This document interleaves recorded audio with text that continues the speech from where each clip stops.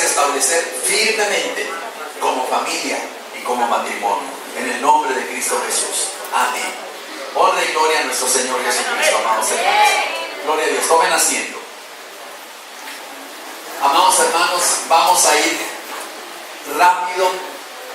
Vamos a ir rápido, lo más rápidamente posible. El enfoque que queremos darle en esta ocasión a nuestro matrimonio respecto a esta conferencia es, amados hermanos, que se consolide en la palabra del Señor. Las bases que tomamos aquí son los principios eternos, los principios que han permanecido, las normas, las leyes que han permanecido por milenios, porque es la palabra del Señor. Jesucristo dijo: el cielo y la tierra pasarán, pero mi palabra no pasará. Entonces, si nosotros queremos vivir una vida de victoria, una vida bendecida, pues vamos, hermanos queridos, a basarnos en la palabra del Señor. Les hemos entregado un manual. Muy bien. Yo pensé que me los había traído todo, pero en otra parte de la maleta se me quedaron otra cantidad en el hotel. Pero vamos a trabajar con estos manuales que tenemos, y es un manual por matrimonio. Vamos a glorificar el nombre del Señor. Y vamos a tener al final, esta tarde, a la 1, hermano pastor, vamos a ir a comer, o a las 2, a la 1:30, correcto, a la 1:30. Y como vamos a hacerlo rápido, entonces a la 1:30 vamos a comer y volvemos lo más rápidamente posible. Gracias. Volvemos lo más rápidamente posible, que sería a las 3:15, si damos por 30 minutos, ¿no? O 40 minutos. Bueno, una hora.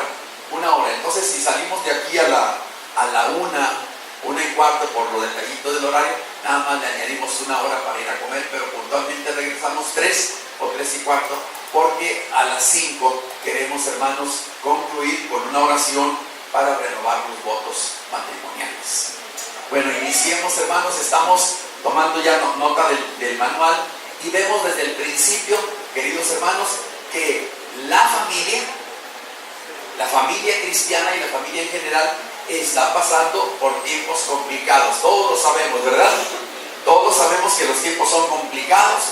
La moralidad, las situaciones pecaminosas, la caída del hombre, la falta de conocimiento de la palabra o la falta de voluntad para cumplir la palabra hace que la familia corra un enorme peligro. Fíjense una cosa, hermanos, en estos tiempos la familia está siendo redefinida en la sociedad, y no solo en la sociedad, sino que en los mismos lugares donde se hacen las leyes, donde se legisla, se está redefiniendo en los parlamentos, en las cámaras de diputados, de senadores, y se están abriendo puertas para que haya leyes que atentan, que hieren, que golpean a la familia.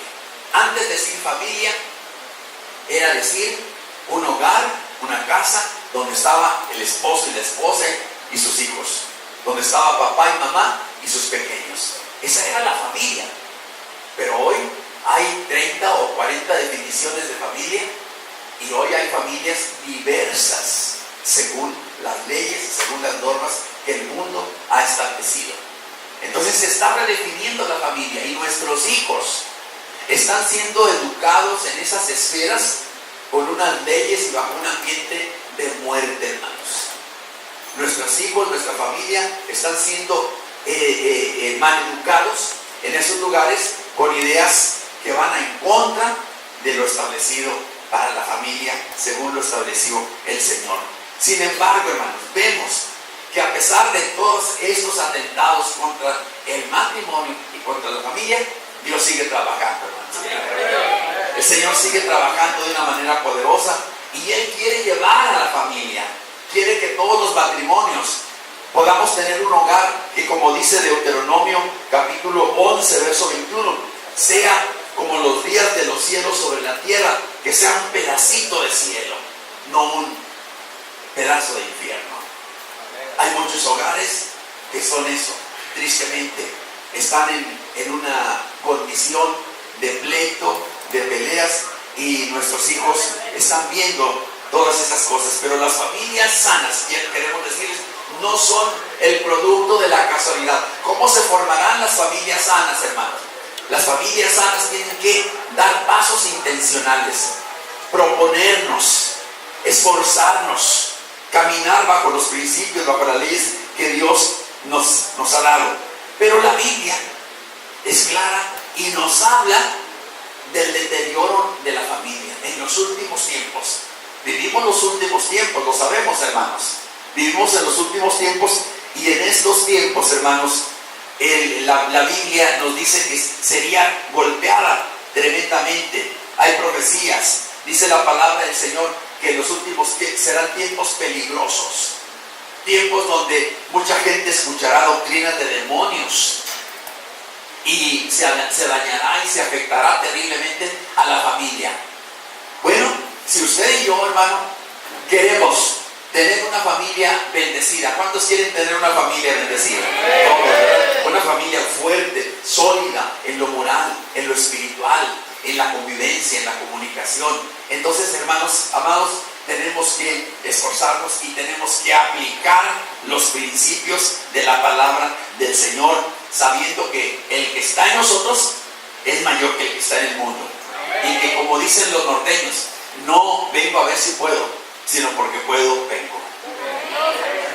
Filipenses 4:13, ¿qué dice? Todo lo puedo en Cristo que me fortalece. Bueno, nuestra generación, hermanos, nuestra generación es una generación mala y ególatra. Dice en 2 Timoteo 3:1-5 que son amadores de sí mismos. Las características de nuestra generación es que se aman a sí mismos, solo quieren oír lo que les agrada, lo que se relaciona con su propio beneficio. Es una generación llena de avaricia y corrupción. Los hombres idolatran las cosas materiales y pueden dejar incluso familias por causa de las cosas materiales. Nuestra generación es una generación llena de orgullo arrogante. Las personas se llenan de vanagloria, de soberbia, etc. Situaciones complicadas. Hay hijos desobedientes. Los hijos ya no respetan. Los hijos, a raíz de tanta apertura que han tenido en los aspectos del internet, ¿verdad? De las caricaturas, ellos entran. Nuestros hijos, nuestra generación actual, en el caso nuestro, nuestros nietos y aún nuestros hijos, ellos entraron a un mundo. El mundo no está afuera, el mundo está en sus aparatos inteligentes. A un clic ellos pueden ver lo que sea. Antes nos preguntaban, ya no nos preguntan. Ellos le preguntan a Google o a Google. Ellos le preguntan allá, ¿qué vamos a hacer? ¿Cómo se va a hacer esto? Y se han vuelto más retraídos, más apáticos, más fríos, más indiferentes, a menos que los padres hagamos algo. Según los científicos dicen que el niño no debe tener un celular, ¿verdad? Porque ellos entran a tanto material que al final de cuentas les va a hacer daño. Bueno, hermanos, entonces, y eso crea hijos desobedientes. Miren un ejemplo que tenemos aquí. En algunas estadísticas hechas en cárceles de Estados Unidos dice que en las prisiones de Florida, de 40,000 reclusos, solo 13 eran judíos. 40,000 reclusos, 13 solamente eran judíos. Óigame, es una proporción bajísima, ¿verdad? ¿Cuántos católicos hay en nuestras prisiones? ¿Cuántos adoradores de la muerte? Y todos en nombre de la religión, ¿verdad? Pero están en las cárceles. Otra comparación. En las prisiones de Texas, 2/10 del 1% eran judíos. ¿Cuántos serán 2/10 del 1%? Vamos a suponer 1,000. El 10% son 100. El 1% serían 10. 2/10 del 1%. O sea, dos personas de cada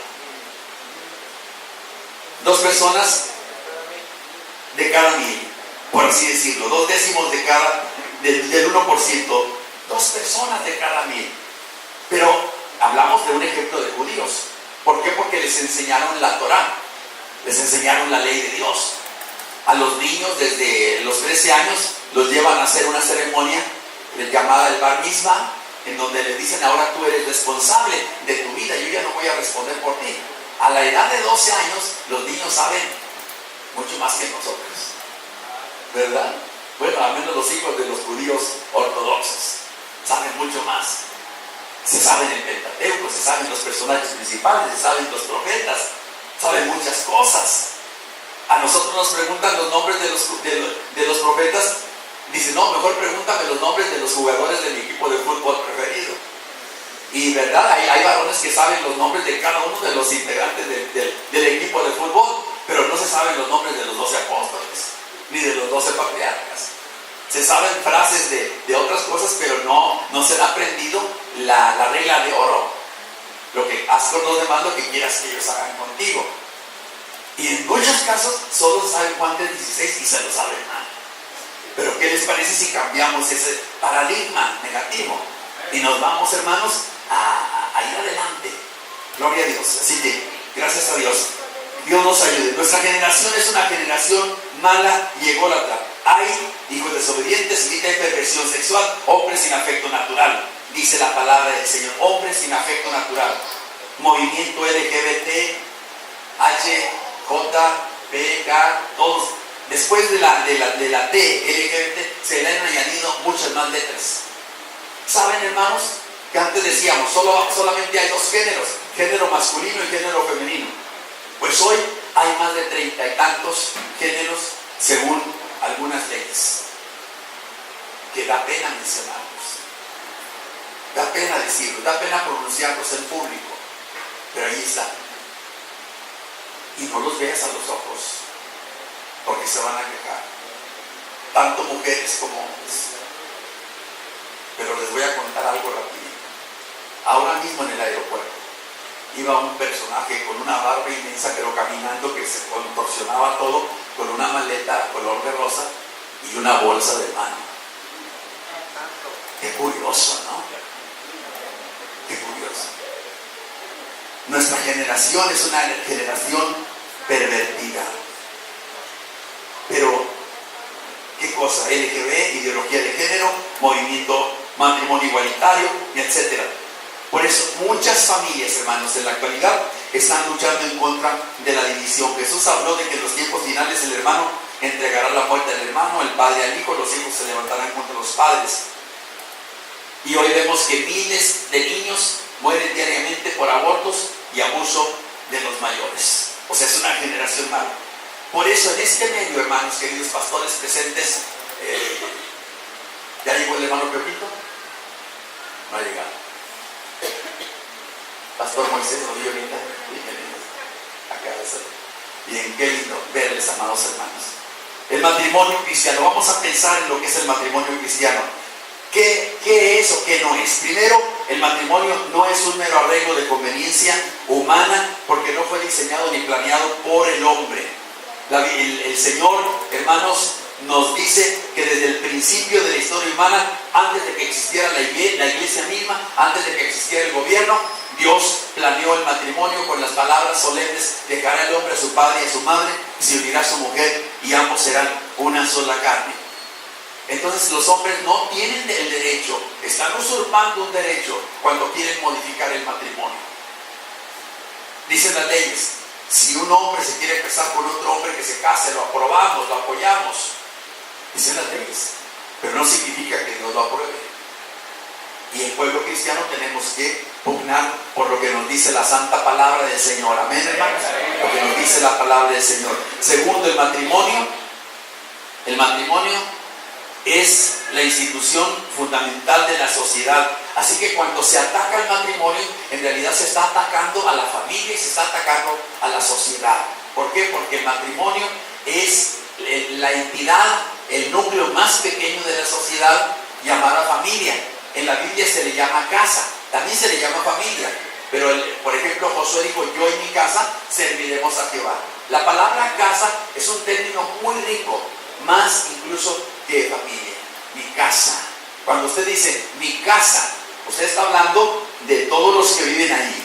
Los que viven en una casa están bajo un orden, bajo una autoridad, están bajo una condición de acuerdo y de sometimiento. Esa es la casa paterna, es la casa donde nosotros estamos desarrollándonos. Entonces, esta palabra casa es bella. Tercero, el matrimonio no es una institución designada en principio para la procreación. Alguien piensa, como piensa la Iglesia Católica, incluso algunos sectores evangélicos, piensan que el matrimonio es para la procreación. Creo que algunos matrimonios sí lo tomaron muy en serio, lo creyeron, ¿verdad? Y yo, cuando fui pastor en Ciudad Victoria, Tamaulipas, tenía una preciosa hermana linda y ella ya tenía 16, 17. Cuando yo salí de pastor de allí para irme a Matamoros, ella ya iba por el 19. Es increíble. Hermana Melquiades, ¿cuántos hijos más va a tener? Los que Dios me dé, decía ella. Como Susana Wesley, ¿verdad? 19 hijos. Ella quiso emular a Susana Wesley, la madre de Carlos y Juan Wesley. 19 hijos. Es maravilloso. Bueno, pero que la tarea no la lleve una sola pareja, un solo matrimonio. ¿Qué les parece? Que lo compartan, esa tarea y que no sea una sola matrimonio. Bueno, pero el matrimonio en sí no es en directo para la procreación. Si ese fuera el caso, pues no se necesitaría el matrimonio para que se procrearan más personas. Pueden hacer muchas personas sin estar casados. Cuarto, el matrimonio no es equivalente a relación sexual, aunque la implica. 1 Corintios 7, 3 al 5 nos habla que la relación sexual es una obligación del matrimonio. Es central esta obligación y también es por placer. Definitivamente, no se nieguen uno a otro, dice la palabra del Señor. Pero el matrimonio, hermanos, es algo más que enfocarse a la relación sexual. Si la unión sexual, mire esta segunda parte de este párrafo, si la unión sexual fuera lo mismo que el matrimonio, entonces la Biblia no hablaría de relaciones sexuales ilícitas. Y al referirse a la fornicación, hablaría de matrimonio informal, y el adulterio no sería adulterio, sino bigamia informal. Pero la Biblia, sin embargo, habla claramente de pecado sexual fuera del matrimonio. Hebreos 13:4 dice: honrosos sean todos el matrimonio y el hecho sin mancilla. Y la segunda parte dice: pero a los fornicarios y a los adúlteros los juzgará Dios. O sea, entonces el matrimonio no significa relaciones sexuales. ¿Qué es el matrimonio? Véalo ahí, díganlo conmigo. El matrimonio, un pacto de compañía. Díganlo conmigo. El matrimonio, un pacto de compañía. Eso es. ¿Qué es entonces el matrimonio? Dios nos responde con la frase: dijo Jehová Dios, no es bueno que el hombre esté solo. Digan amén los varones. No es bueno que el hombre esté solo. No es bueno. Y si Dios dijo que no era bueno, es porque no es bueno. Un hombre solo necesita apoyo. Pensaban que iba a decir otra cosa, ¿verdad?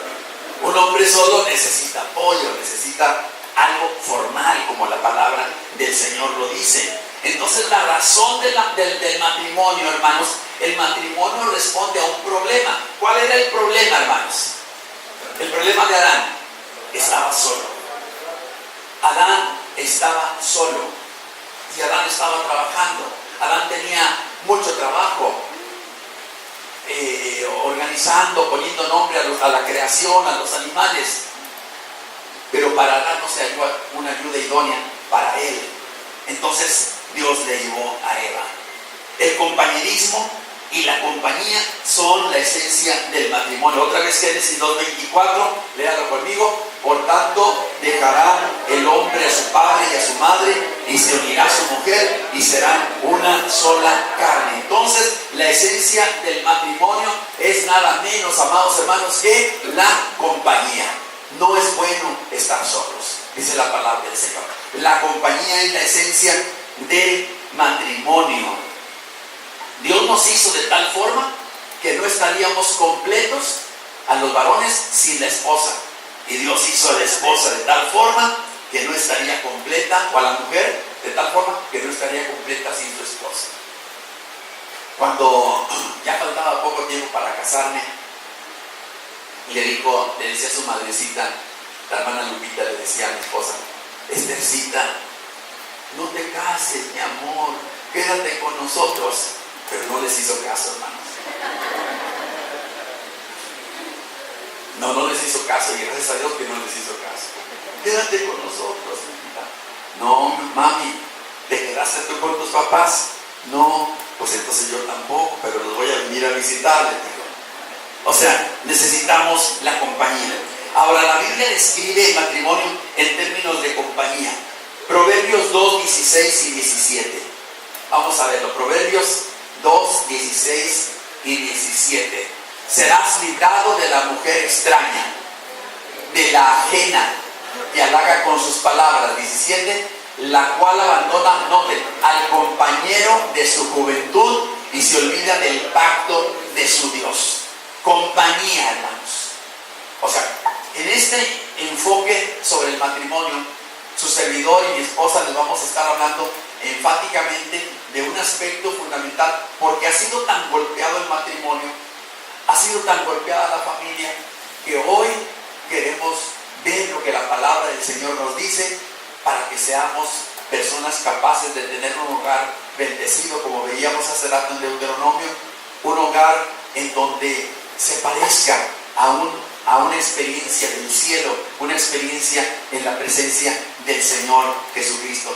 Entonces Proverbios 2, 16 y 17 lo describe al compañero de su juventud, y lo describe como un pacto, y se olvida del pacto de su Dios. O sea, el matrimonio es un pacto que Dios ha establecido. Luego Malaquías 2:14, como dice: mas diréis, ¿por qué? Son los hombres que le estaban diciendo o preguntando a Dios ¿por qué? Y Dios les contesta: porque Jehová ha testiguado entre ti y la mujer de tu juventud, contra la cual has sido desleal, siendo ella, ¿qué cosa, hermanos? Tu compañera y la mujer de tu pacto. En ambos casos aparece la palabra pacto. Entonces vemos aquí, hermanos, de pasadita, que el matrimonio no es un contrato. Cuando nosotros vamos al registro civil, dice: fulanito de tal, ¿está dispuesto a celebrar este convenio, este contrato de matrimonio? Es un contrato. Pero yo he dicho, hermanos, que un contrato pues se hace con una empresa. Vamos a firmar un contrato donde nos vas a hacer esta casa o estos materiales.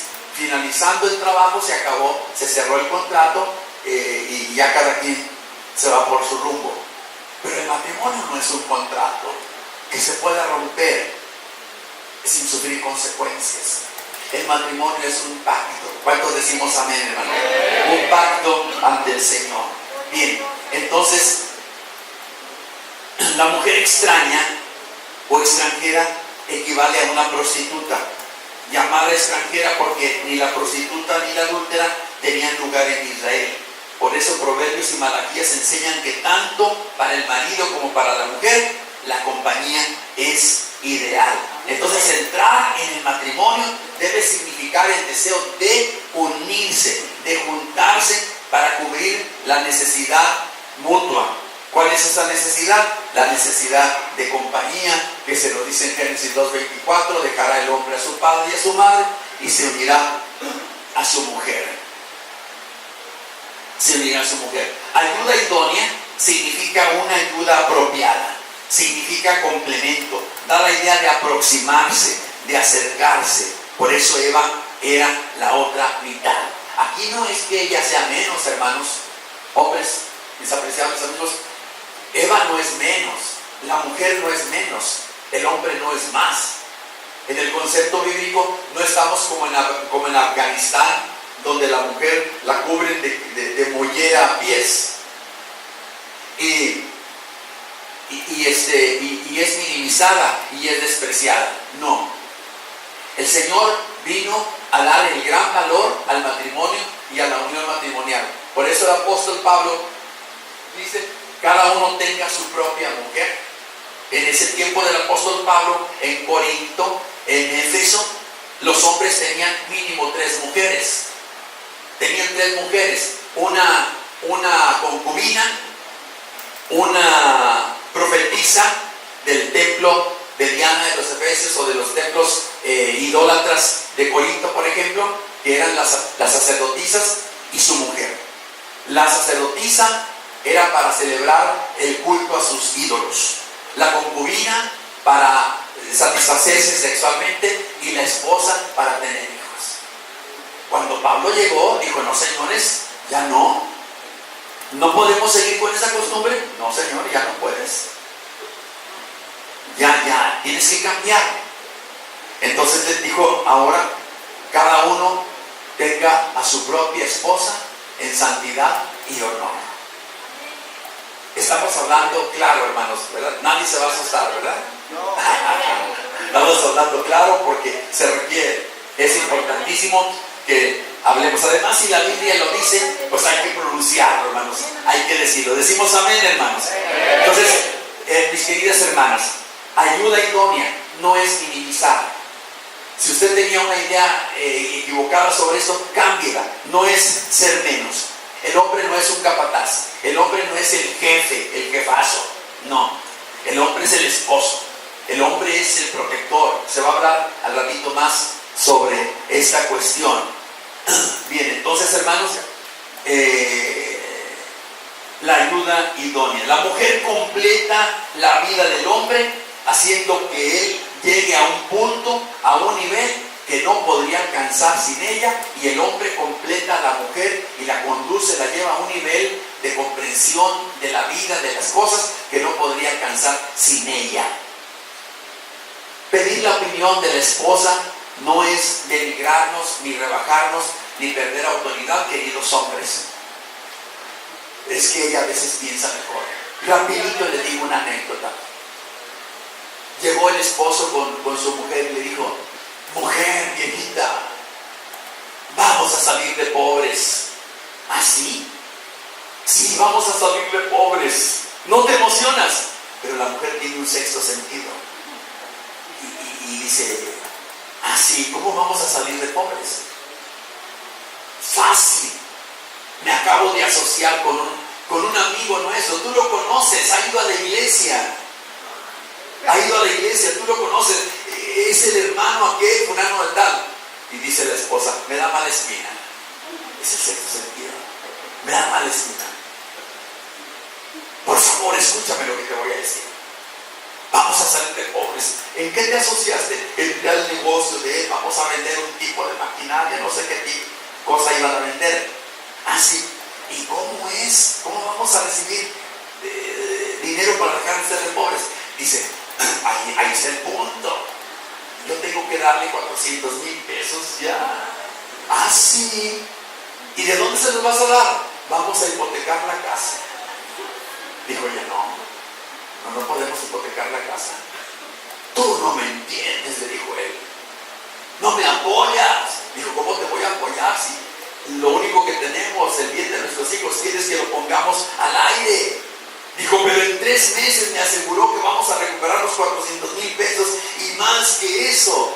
Después de eso, ¿va a ser ganancia? Pues no. Pues piénsalo y ora al Señor. Seguro el Espíritu Santo te va a decir que cedas porque vamos a salir de pobres. Pues no se lo dijo el Espíritu Santo. Siguió igual.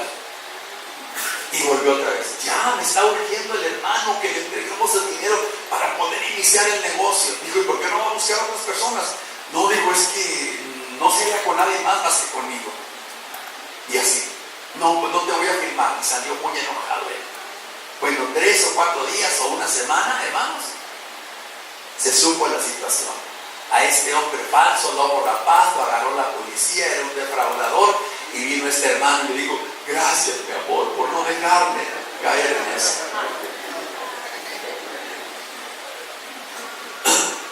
No siempre tienen la razón las mujeres, hermano.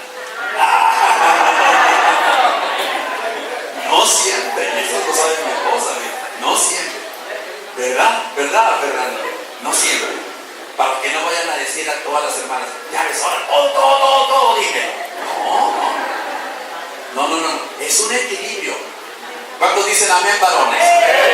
¿Cuántos dicen amén, hermanas queridas? Gloria a Dios. Claro, es un equilibrio. Hay veces nosotros somos más pragmáticos por instinto, vamos a decirlo, pero la mujer es más reflexiva. A veces ese punto de que es más reflexiva frena definitivamente, pero hay veces que ayuda. Y a veces nuestro ímpetu nos manda al voladero, pero hay veces que nos da la bendición de poder avanzar. Por eso es el equilibrio, por eso es la ayuda idónea. Decimos amén, hermanos. Muy bien, entonces vamos adelante. La unión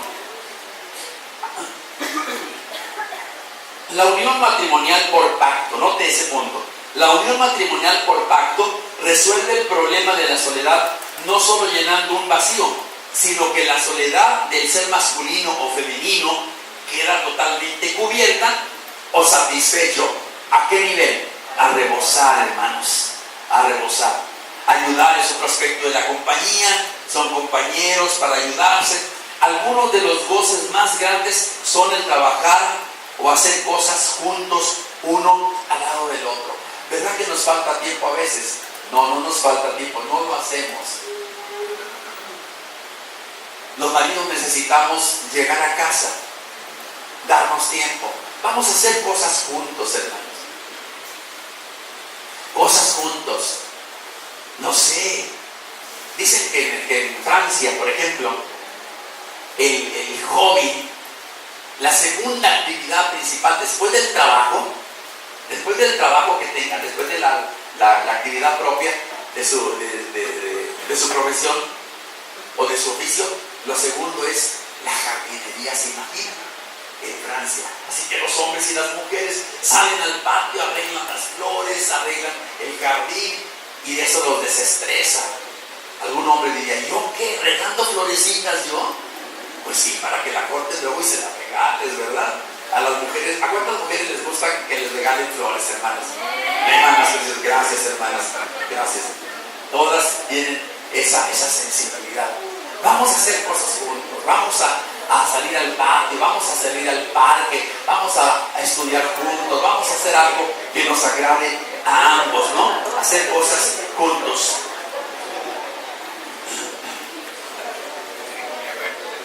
¿Qué más? Segunda viñeta, hay alguien con quien se puede discutir las cosas y darse consejo. Una carne, hermano, no significa en primer lugar la unión sexual, aunque lo incluye. ¿De acuerdo? Una carne no significa en primera instancia la unión sexual, la incluye, pero no es en primera instancia su significado. Significa un ser, significa una persona. De acuerdo a Pitágoras, 1 más 1 son. De acuerdo a Cristo, 1 más 1 es 1. Y serán una sola carne. Dejará el hombre a su padre y a su madre y se unirá a su mujer. ¿Y serán dos? No, serán una sola carne. Aquí le falló a Pitágoras. ¿Verdad, hermanos? Le falló. Serán una sola carne, una persona. Por eso estamos hablando del complemento. Nos identificamos. Mi esposa usa palabras mías, yo uso palabras de ellas. Usamos modismos, nos vamos identificando. A ella no le gustaba el café negro y sin azúcar, lo tomaba, era leche con un poquito de café y azúcar. Luego le fue quitando leche, le fue quitando azúcar, y luego antes del año ya tomaba café negro y sin azúcar. Qué rico, dice, de lo que me estaba perdiendo. Ya ves, mi vida, por eso te casaste conmigo. O sea, nos vamos identificando. ¿Cuántos dicen amén, hermanos? Nos vamos identificando. Viene una carne. En Génesis 2:24, ser una sola carne significa llegar a ser una sola persona. La unión matrimonial es la más íntima, la más próxima de todas las relaciones humanas. Dos personas empiezan a pensar, obrar y sentir como una sola. Entran en sus vidas mutuamente para pasar a ser una unidad funcional. Una unidad funcional. ¿Por qué? Porque de pronto yo necesito el respaldo de ella. Ahora, yo podría ser independiente, como es el caso de muchos matrimonios.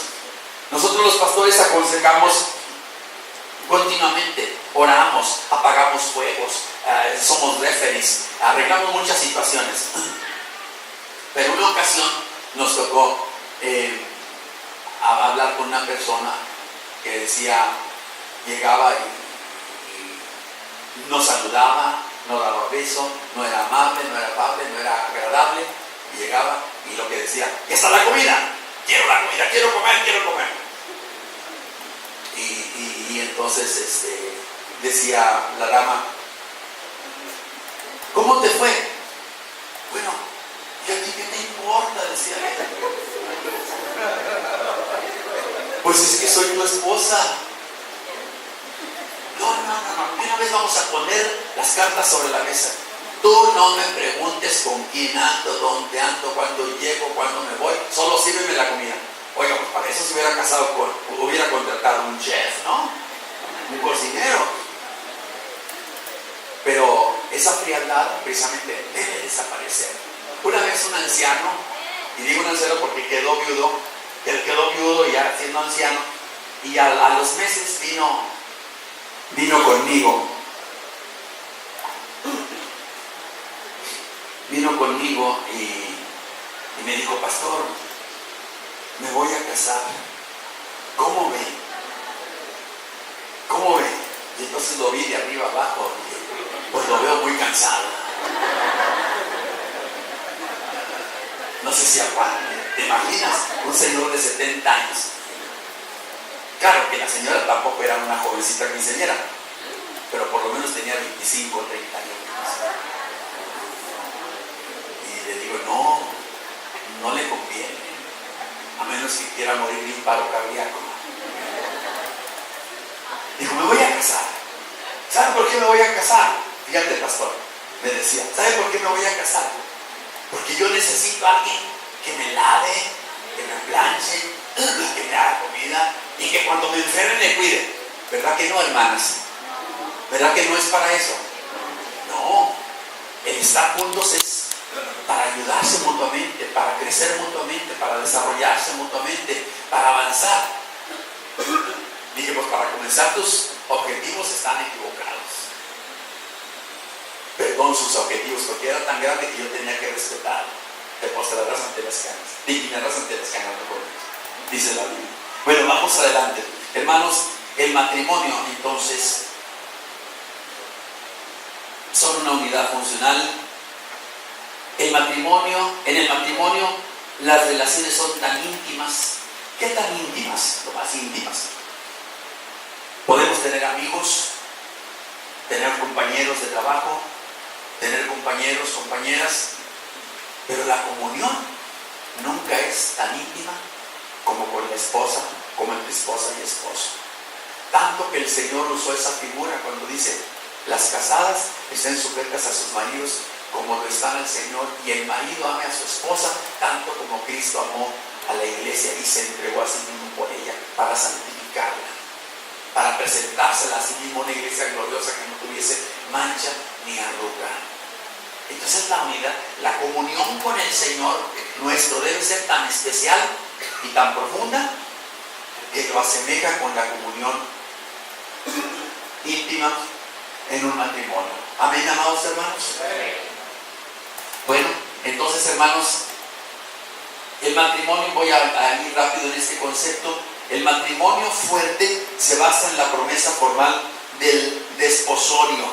En algunas citas como Deuteronomio 22, no vamos a leerlos, hablan de que el hombre, al hacer la promesa de casarse con una mujer, desde el momento que hacía la promesa ante los padres de ella de casarse con esa joven, esa promesa ya era considerada un matrimonio, aunque todavía no se unían. Fue el caso de José y María. Dice la Biblia que estando María desposada con José, su marido, se halló que había concebido del Espíritu Santo. Y José, cuando supo que estaba embarazada, pues como cualquier hombre normal, natural, dijo,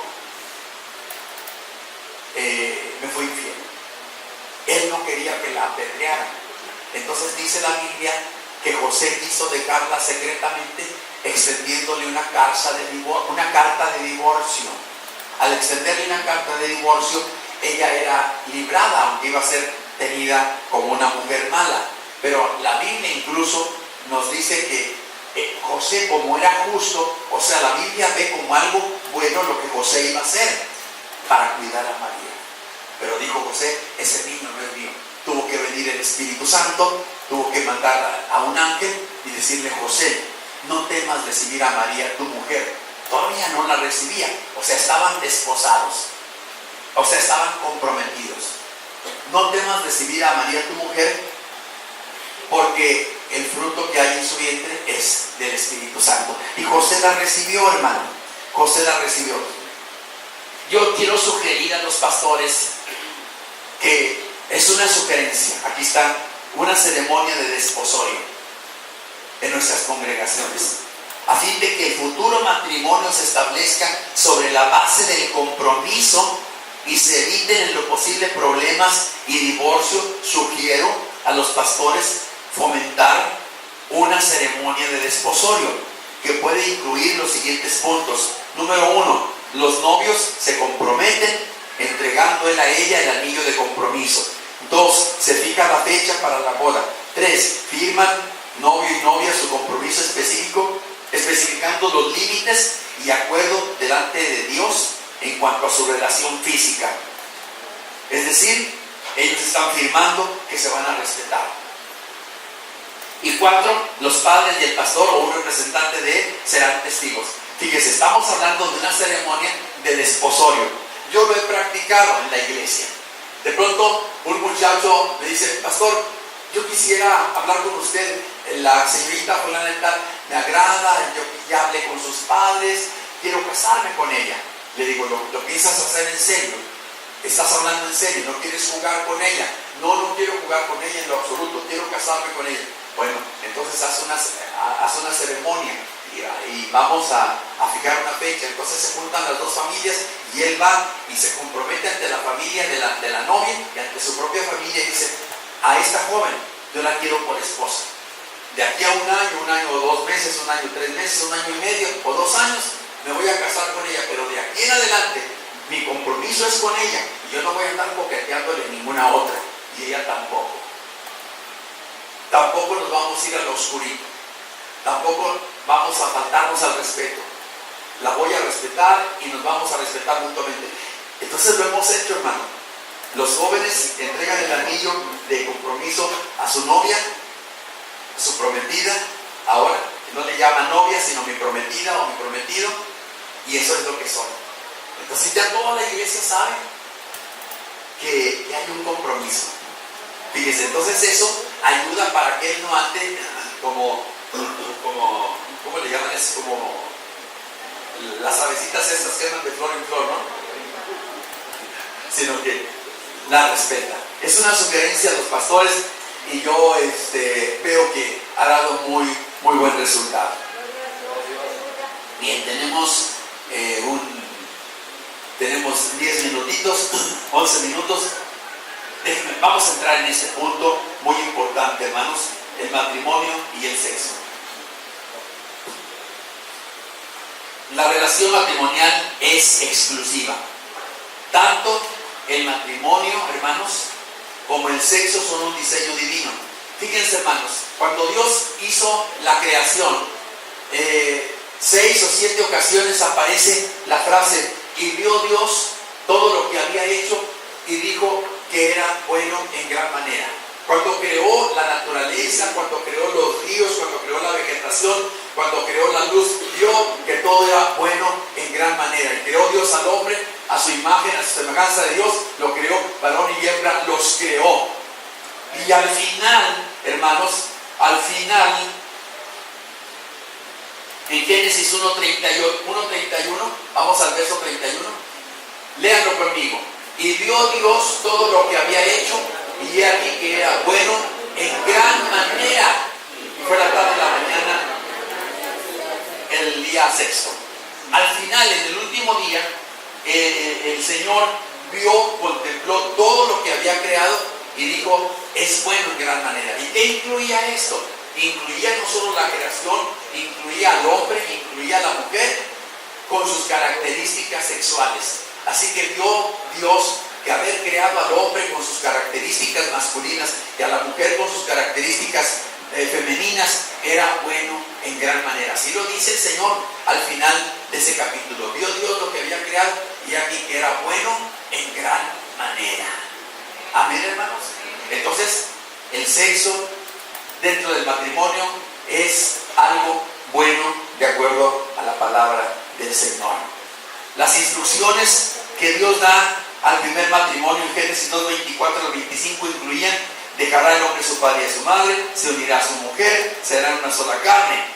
Ser una sola carne estaba en vigor desde antes de que el hombre cayera en pecado. Por eso, hermanos, según Hebreos 13:4, nuestra actitud hacia la cama matrimonial debe ser de honorabilidad, de respeto, sabiendo que Dios está ahí. Cuando un matrimonio se une íntimamente, fíjense lo que decía Santo Tomás de Aquino, un patricio de la Iglesia Católica. Él escribió en su Suma Teológica, y uno de sus pensamientos en cuanto al matrimonio decía que el sexo era un pecado necesario. El sexo era un pecado necesario. La unión sexual, decía, Dios no había tenido otra alternativa más que dejar que se realizara el sexo, con tal de que, como les dije hace un momento, la Iglesia Católica dice que la unión sexual y el matrimonio es básicamente para la procreación, para llenar la tierra, para bendecir la tierra. Y Santo Tomás de Aquino decía que el sexo era un pecado necesario para que se pudiera cumplir el primer mandato de que la tierra se llenara. Así que Tomás de Aquino aquí no le dio. Entonces, de acuerdo, hermanos, a lo que dice Hebreos 13:4, fornicación es ese pecado que se comete entre personas solteras, y adulterio implica personas casadas. Por eso se habla de la exclusividad. Vamos a poner Proverbios 5:15, por favor. Proverbios 5:15. ¿Cómo nos dice? Bebe, véanlo conmigo, bebe el agua de tu misma cisterna y los raudales de tu propio pozo. Seguimos. Se derramarán tus fuentes por las calles y tus corrientes de aguas por las plazas. Pregunta, seguimos. Sean para ti solo y no para los extraños contigo. Qué tremendo, hermano. Fíjese, por eso la Biblia habla de que la unión sexual, la unión matrimonial, la unión conyugal, también es una unión espiritual. Es una unión espiritual. ¿Por qué? Porque dice la palabra, serán una sola carne. Por eso dice el apóstol Pablo, quitaré los miembros del cuerpo de Cristo y los haré miembros de una ramera. No, ¿acaso no han leído que el que se une a una mujer es un cuerpo con ella? Entonces dice, así mismo, yo no voy a quitar los miembros del cuerpo de Cristo para unirlos a una ramera, porque no me voy a convertir en uno con ella. El esposo es uno con su esposa. Y dice así mismo, el que se une con Cristo es un espíritu con Cristo. Un cuerpo, esposo y esposa, y un espíritu, el cristiano con Cristo. Vean el tremendo poder de la espiritualidad que hay aquí, amados hermanos. Estamos hablando lo que la palabra del Señor nos dice respecto a la exclusividad. Entonces, la correcta actitud, véalo en los versos 18 al 19. ¿Cómo dice el verso 18? Sea bendito tu manantial y alégrate con la mujer de tu juventud. Siguiente. Como sierva amada y graciosa Gacela, sus caricias te satisfagan en todo tiempo y en su amor recréate siempre. ¡Qué tremendo! Sierva amada y graciosa Gacela. Amados hermanos, esa esposa, varones, es tu sierva amada, es tu preciosa Gacela.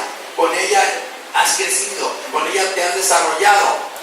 Una ocasión estaba yo aconsejando a un hombre que decía, pastor, es que mi mujer ya se le notan los añitos, decía.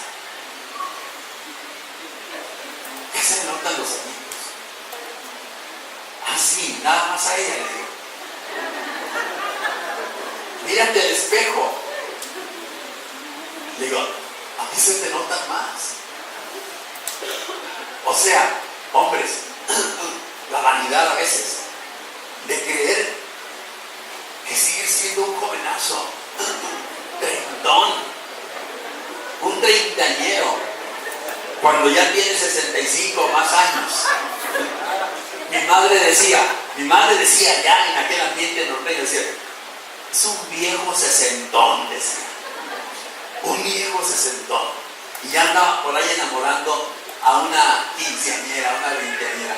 No, para nada. O sea, dice, en su amor recréate siempre y sus caricias te satisfagan en todo tiempo. ¿Te acuerdas cuando fuimos a aquel funeral de unos ancianitos? Hermanos, les cuento. Fuimos al funeral de unos ancianitos que habían celebrado 50 o 60 años de matrimonio, pero se murió la señora, la ancianita. Y nos tocó mucho el corazón ver a este ancianito. Casi no se podía mover. ¿Cómo caminan los ancianitos? Así como trenecito, ¿verdad? Así como trenecito. Hay más dando pasitos de pulgada y media.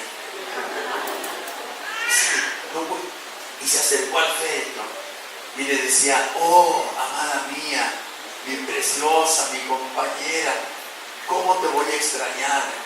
Espérame porque voy a ir pronto contigo. O sea, pero muchas palabras de ternura que le dijo ahí en el féretro.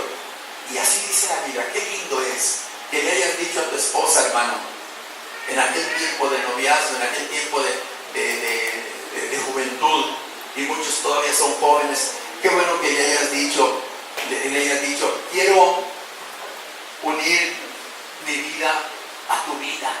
Quiero crecer junto contigo. Quiero desarrollarme junto a ti. Quiero envejecer junto a ti. Quiero caminar toda mi vida. Te dedico mi vida a ti nada más y tú me dedicas tu vida a mí nada más. Se lo digo porque yo se lo dije en aquel tiempo a mi novia allá en Matamoros, Tamaulipas. Y ella me dijo, sí, yo también.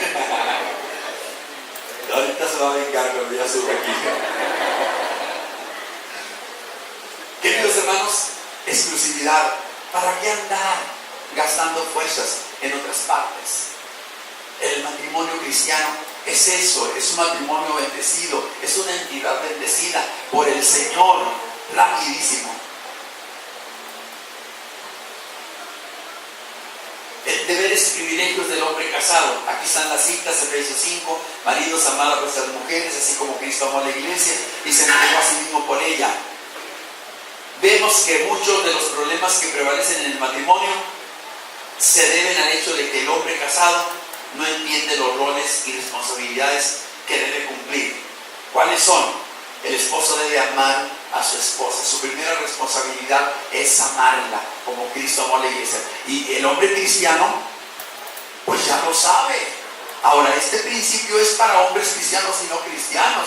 Pero ¿quién lo va a cumplir? El hombre que conoce la palabra del Señor. Ama a tu esposa, así como Cristo amó a la iglesia y se entregó a sí mismo. El amor es interesarse y preocuparse por la salud, la paz interior de ella, es expresar amor con palabras bellas, pero también con acciones. Es hacerle saber que después de Dios, ella es el amor de su vida. No me vaya a salir, hermano, que diga, yo tengo mi orden de prioridades. Dios primero. Y algunos pastores en tiempos pasados lo hacíamos. Congregación, se los confieso. Algunos pastores. Yo traté con un amigo mío, porque yo era muy joven, un joven pastor, y el hijo de un pastor era amigo mío, muy amigo mío. Entonces llegó ese muchacho, y siendo yo pastor, él no era pastor, ahora es pastor. El hijo de ese pastor, que a la vez me llevaba muchos años él. Pero me dijo, ¿sabes una cosa? Te voy a decir algo. Yo estoy decepcionado del ministerio de papá y de la iglesia, porque la iglesia nos ha robado a papá. Él no se ocupa de nosotros. Él se va muy temprano y llega muy tarde. Él abraza a los niños de la iglesia y no me abraza a mí, no nos abraza a nosotros.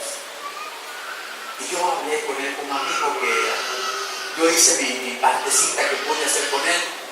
Y le dije, entiéndelo, Dios te va a ayudar, un día lo vas a comprender. Dijo, pero ¿y mi papá dónde está? Bueno, la prioridad se dice, primero Dios, decían los pastores en aquel tiempo, primero Dios, luego la iglesia, el ministerio, y al último, si queda tiempo, mi familia. Yo les sugiero a los pastores y le aconsejo a mis hermanos ministros que la prioridad, en el primer lugar, siempre Dios. Él no cambia. Dios es el primero. Pero en segundo lugar, en mi caso como pastor, está mi familia, está mi esposa. Mi esposa, incluso no mis hijos. Segundo lugar, en las prioridades, mi esposa. Luego, tercero, mis hijos. Y tercero, la iglesia. Porque si yo no estoy bien con mi esposa, imagínense venir a predicar peleado, habiendo discutido, lleno de inquietud, de resentimiento. Hermanos, hay que amarnos unos a otros. Y luego yo traté mal a mi esposa, o le grité. ¿Verdad que no funcionaría, iglesia? No funcionaría. Entonces no se siente